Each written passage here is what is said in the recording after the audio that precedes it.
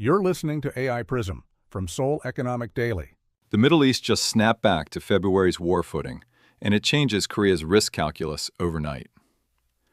2 U.S. soldiers are dead, Iran just tore up its ceasefire memorandum, and China just showed the world it can build a supercomputer without a single advanced imported chip.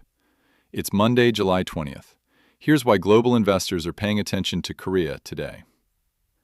U.S.-Iran hostilities have escalated back to levels last seen when the war began in February.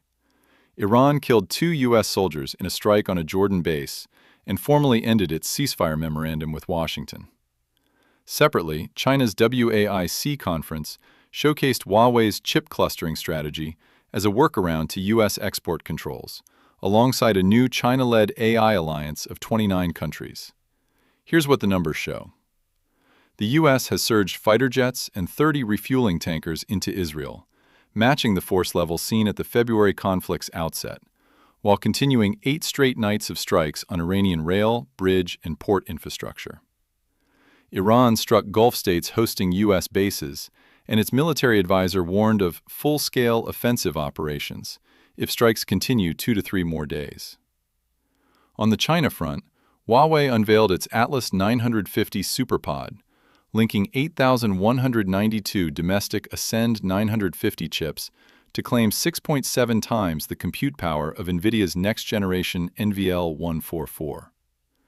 Chinese AI models, from Tencent, Alibaba, and Moonshot, now occupy the top 5 spots by weekly token usage on OpenRouter, and Moonshot's Kimi K3 claims to beat Anthropic's and OpenAI's flagship models on coding benchmarks. Korea's own semiconductor exposure sits squarely between these two stories. Rising geopolitical risk and rising Chinese chip self-sufficiency both cut into the long-term demand assumptions behind Korean chip exports.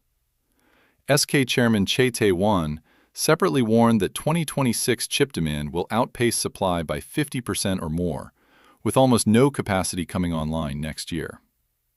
So what does this mean for investors weighing Korea exposure today? Earlier, we said the Middle East conflict is back at February intensity.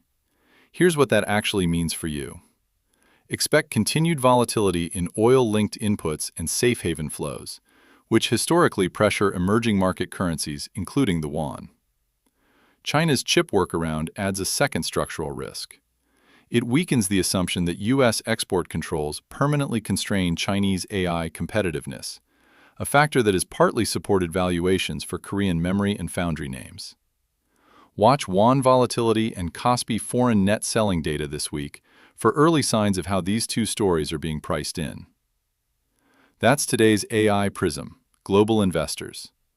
This episode was produced with AI assistance based on Seoul Economic Daily reporting and reviewed by a human editor.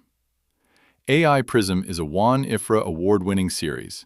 We'll be back tomorrow. You've been listening to AI PRISM from Seoul Economic Daily.